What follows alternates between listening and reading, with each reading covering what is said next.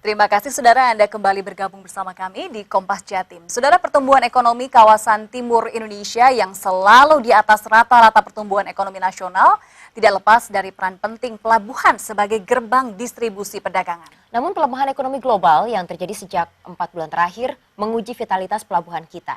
Nah, berikut ini saudara kami tampilkan liputan selengkapnya bersama reporter Eka Rima dan juru kamera Bobby Habibenko.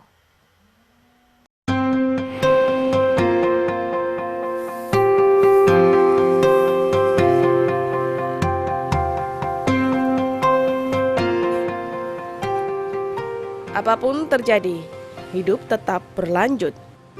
Demikian pepatah menggambarkan kondisi perekonomian saat ini. Sempat melambat dalam kurun waktu 4 bulan terakhir, memberi dampak besar bagi sejumlah sektor perekonomian. Perdagangan, loyo, para pialang di pasar saham pun dibuat dak-dikduk dan melototi indeks saham setiap saat. Perbankan harus putar otak untuk mempertahankan capaian target tahunan yang terancam. Kurs mata uang rupiah terhadap dolar jatuh hingga menyentuh angka Rp14.800. Bank Indonesia memproyeksikan pertumbuhan ekonomi pada kuartal ketiga akan mencapai 4,8%, lebih tinggi dibanding pertumbuhan ekonomi pada kuartal pertama sebesar 4,7% dan kuartal kedua sebesar 4,67%. Namun, ini saja tidak cukup.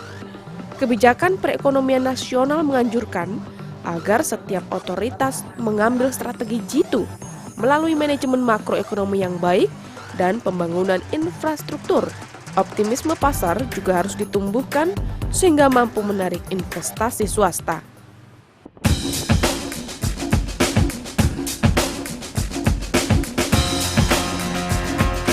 Kawasan timur Indonesia menjadi gerbang perekonomian nasional yang diandalkan. Pertumbuhan ekonomi di kawasan ini terbilang cukup kuat bertahan di tengah gempuran perekonomian yang melambat pada triwulan 3 2015. Dalam hitungan year on year 2015, pertumbuhan ekonomi kawasan timur Indonesia diperkirakan naik pada kisaran 7,7% hingga 8,10%. Lebih tinggi dari tahun sebelumnya 2014 yang hanya 6,0%.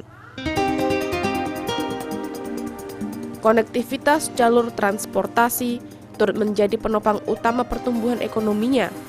Jalur darat, laut, dan udara menjadi objek vital yang tak dapat dipisahkan.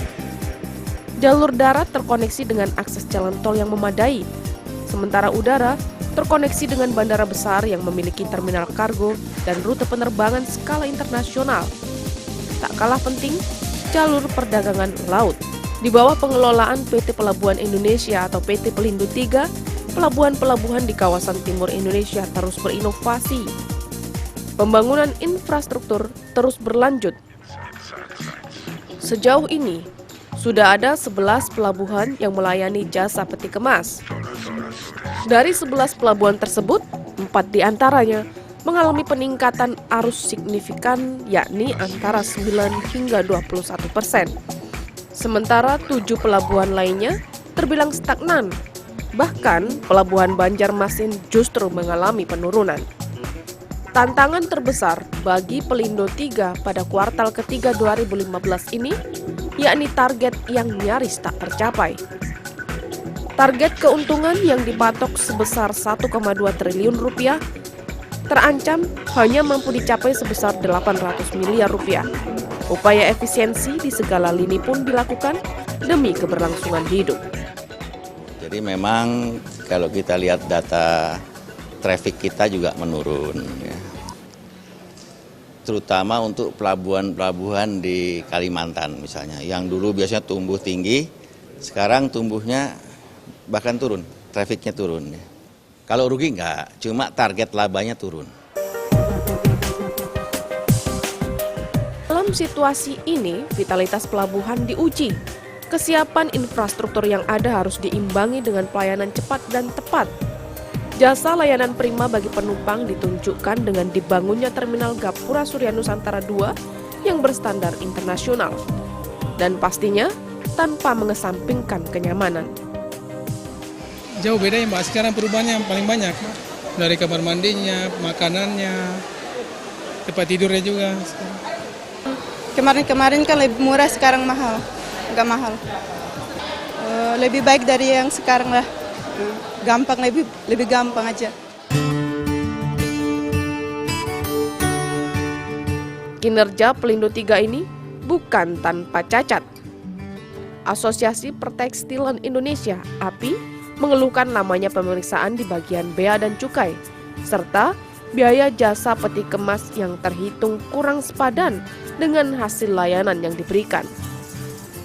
Kalau memang biaya itu kita di-charge tinggi, asalkan servisnya memuaskan, kita nggak masalah.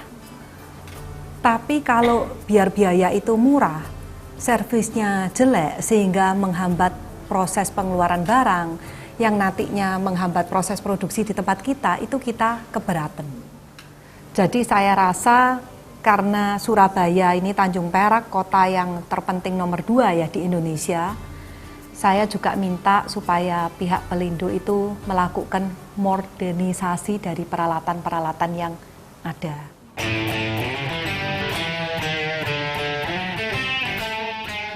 Geliat perekonomian di kawasan Indonesia Timur ini pun tetap bertumpu pada jalur transportasi laut yang memadai.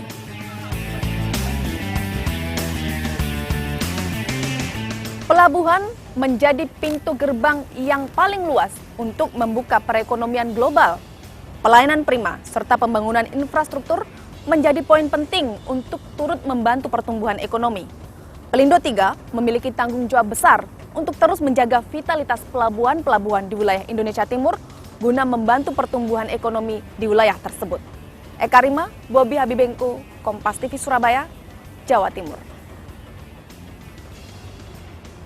Ya, saudara, informasi dari dunia ekonomi tadi sekaligus menutup Kompas Jatim edisi hari ini. Saya Virji Kusuma Dan saya Cika Madona mengucapkan terima kasih atas kebersamaan Anda dan sampai jumpa.